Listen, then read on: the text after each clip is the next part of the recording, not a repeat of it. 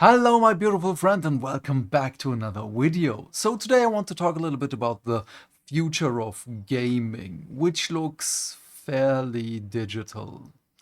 And this is a topic that goes especially to the console market. Well, we already see the trends. Let's start with Sony. We're going to talk a little bit about Sony, Microsoft, Nintendo, of course.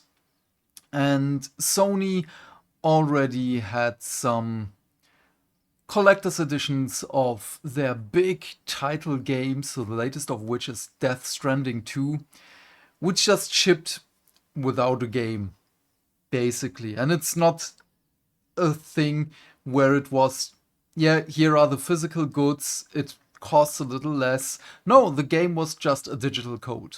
It wasn't a physical game in there. But don't worry, you can buy the physical versions. You just have to pay a little bit more for the limited steelbook edition and so on. Which is also really funny because there are steelbooks in those editions, but yeah, I don't know. Really, really weird, you might say. But this is by design. Because PlayStation, also Sony, does a thing here where with the current console generation, with the Xbox Series and PlayStation 5, of course, we have a digital version without a disk drive, and we have the version with a disk drive. Where you might say, okay, that's fine. I mean, for me, it's also fine because the only console where I bought physical versions were my Nintendo consoles. And in the beginning with the PS5, it was really bad. Somehow I managed to get two, one for my ex and one for me, because we played a lot of Final Fantasy XIV and Destiny back in the day. And also we got the digital versions because they were a little bit cheaper. And of course we didn't need physical games because we only played basically those two games, which was a lot of time. But yeah, with Sony and PS5, sorry that I digressed there.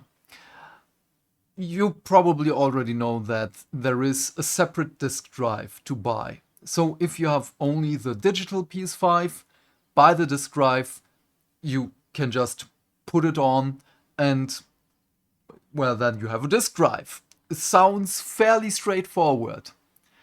Sadly, it isn't, as PlayStation Network has some regular hiccups. Let me phrase it like this. There was one instance, one Redditor, which is also really funny because I don't use Reddit, but it was all over the gaming news for that period. Some brave soul tried something, and I'm so incredibly happy that this person tried it. Basically just took the disk drive, deleted it off the system, and was curious. Okay, what if I do not have internet? Am I still able to play my physical games? Put the disk drive back on, and it was not possible because you have to register your separately bought disk drive to the PlayStation Network, which obviously is really, really bad. So just imagine you're somewhere and, well, with basically no internet, because I had times in my life where I was around a lot with my old work. I was in the train for a lot of time, was in hotels for my job, and I took my PlayStation with me because it was very easy. It was a small PS4, and yeah, then I played in hotels because it was simple and easy. And I'm not paying for internet in a hotel. And yeah, that was a thing back then. I don't know if it's a thing right now, but I really do not care. But yeah, I can't do that now. And honestly, I don't want to. I don't want to go into an ecosystem that is again, purely just online. Also, Sony can also brick a system, by the way. Nintendo is not the only company that does this. But the occurrence is not as often as Nintendo here. So, okay, now we have a little bit of Sony. There is another bigger topic after Microsoft and Nintendo here. Microsoft, okay, we have the Xbox Series X, which obviously is not the best console on the market, which is really, really sad. A couple of months ago, I was in the mindset of, you know what, I'm going to buy myself an Xbox. I saw the prices and I noped out of there. Because it's just way too much money for a console that has basically no first-party games. The only first-party game that I was interested in was Halo 5, and that game is just really, really bad. It is really bad. Even after the decline of the Halo series, which, by the way, I'm still playing the first couple of Halo games with my friends on Steam because they're still good games. And yeah, then Microsoft came and raised the prices on Xbox. But there is also the thing, not only does Microsoft now, well, they are in the process of firing about 9,000 people and throwing them onto the streets of unemployment, which, oh man, this is another topic that I do not want to delve into. This is obviously really bad, especially for those people that are being fired. I don't care about the upper management. I hope some of them are getting screwed over and are also getting fired because they deserve it, as it was their job to manage the studios and give us good games, but apparently that did not work. But yeah, Microsoft's advertisement right now, everything is an Xbox. Now they have the collaboration with Asus, and I don't know if it's Asus or Asus, because it's the end of Pegasus, so it's Asus, I don't know. The ROG Ally Xbox X or whatever the name is. Microsoft's and Xbox naming convention is just so incredibly weird. It's so stupid. And yeah, that one comes out with a less bloated Microsoft Windows 11, which basically no one is a big fan of, as Windows 11 is the problem of handhelds running worse. Steam OS is just way better. And there are so many videos out there that you can go and watch. You just have to type into YouTube, Windows was the problem all along. There is a great video out there.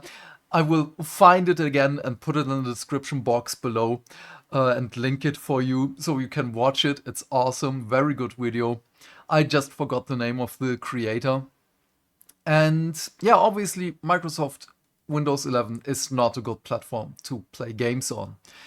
Also, you cannot play Xbox games on the ROG Ally Xbox X, which is baffling. It is mind-boggling. This should not be a thing. If you're advertising a handheld console as an Xbox, it should be possible to play Xbox games. But the very important thing here in the advertisement is that you can play without any problems the Game Pass games, which I'm going to talk about again in a moment. So now let's go over to Nintendo. Yes, there are the game cards. You can play your physical games there.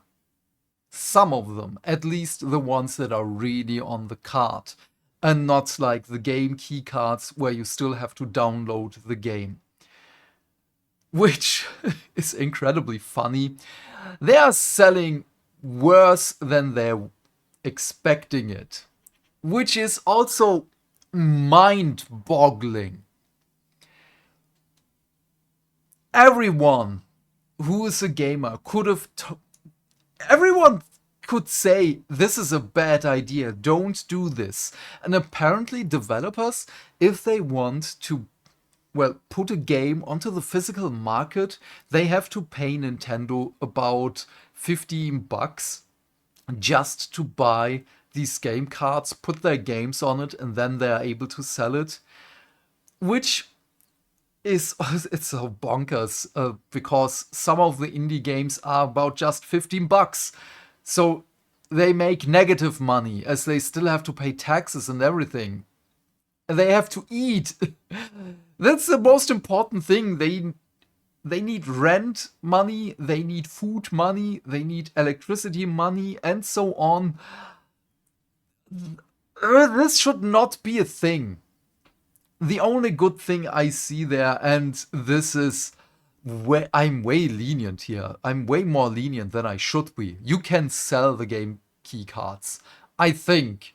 I actually do not know. And I'm scared of Googling it if you can use them on multiple consoles. I hope so. I give them the benefit of the doubt that this is possible. Because it's still a physical piece of plastic, which is a waste of plastic, basically. And yeah, here is the thing. I am arguing that Nintendo would have gone full digital with the Switch 2, because they're also pushing their Nintendo streaming online service, the NOS, the Nintendo Online Service,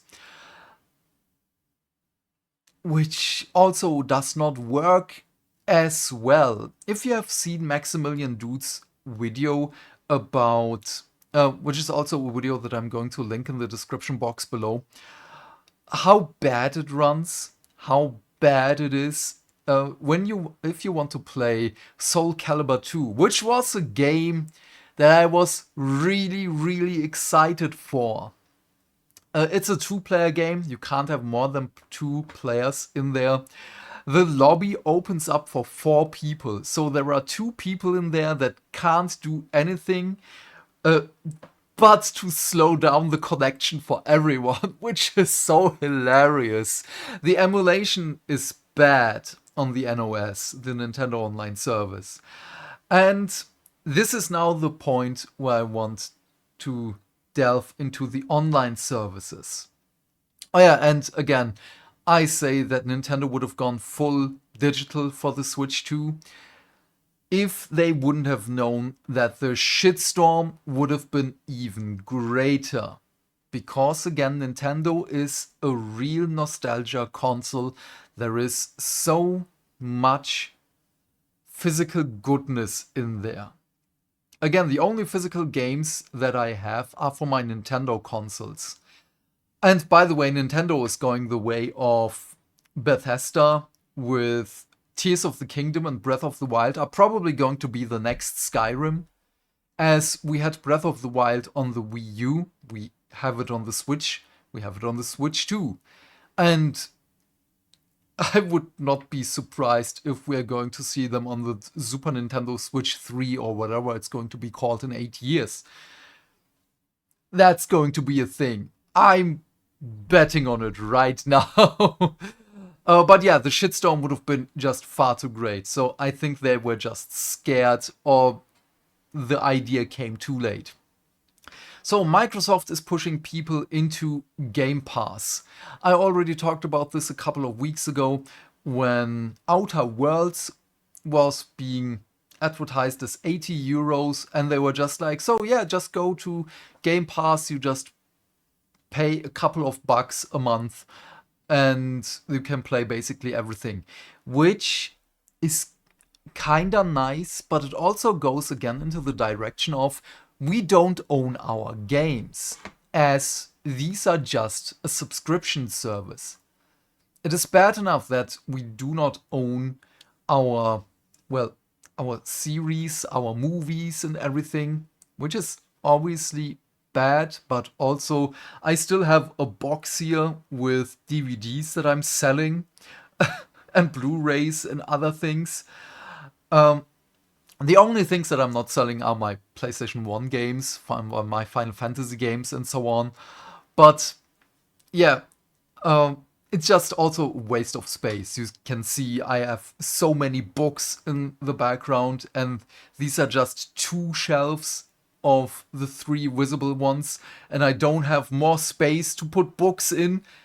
But yeah, small digression again. I'm sorry. We do not own our games, which is also, again, something that I'm going to put on the limelight here. This is the European page, Stop Killing Games. We are almost done. This is crazy how this got a push. Wait, let me just refresh this one. Why is it so slow? But yeah, I just hope this is something that's going to be in the right direction. But yeah, Microsoft and Sony are right now in the process of expanding their online subscription services. Wait, while recording, this went up about 3,000 votes. Holy damn, signatures, not votes. Damn, I'm so proud of you. I love you, damn. And Sony is going to raise the prices of their PlayStation thingy. I can't remember what the name, the PSN. And Microsoft is going to do the same with Game Pass. And I can bet Nintendo is going to do the same. As soon as they figure out how to. Oh no, they do not have to figure out. There are a lot of Nintendo fans out there that just eating everything and they're gobbling up also the bad things that Nintendo is putting out, because the emulation on the Nintendo online service is bad. It's not good. It's really bad. I bought a Steam Deck a couple of weeks ago. As soon as I spent a little bit more time with it, I'm going to talk a little bit more about that one. But yeah, it's going to be digital, the future. Sorry. And I can bet the PlayStation 6 that might come out next year with Grand Theft Auto 6, maybe. I don't know. Let's just. Oh, no, not next year. PlayStation 6 might be 2027. Let's just wait and see. But yeah, Microsoft and Sony, full on digital consoles, and maybe a separately sold disk drive, probably depending on the shitstorm they're gonna get. Nintendo is going to do that with the Switch 2 OLED.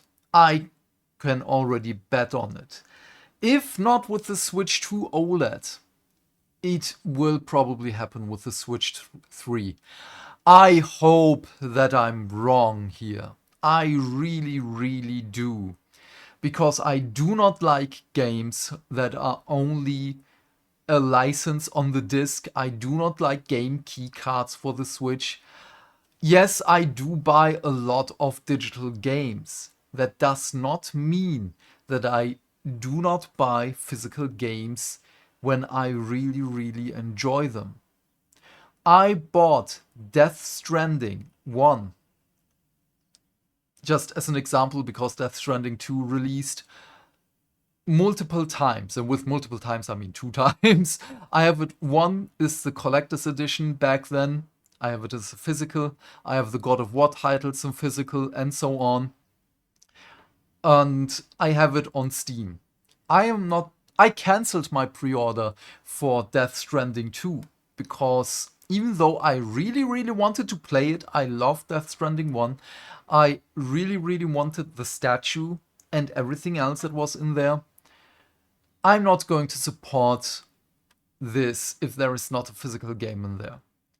And I'm going to wait until it's on Steam. It's that easy. Am I missing out right now? Yes. Am I mad about it? Yes. But I'm not going to let them step over me just because they do not want me to have this. Yes, I know it's still going to be a digital purchase, but it's going to be on a platform that I can control, basically. I can play it on my Steam Deck. Probably on my Steam Deck too, if it ever comes out.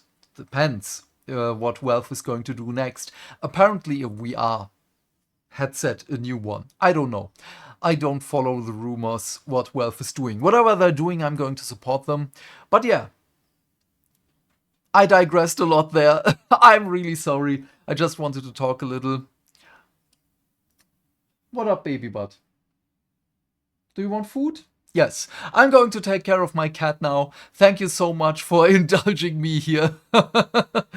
Please leave your thoughts and questions in the comment section down below. I'm keen to know what you have to say, and I want to talk a little bit more about this topic with you. So, have a great day, stay fantastic, stay hydrated. Please remember to do all the things that make the dings, or we may never see each other again. And I will see you the next time. Bye, bye, bye.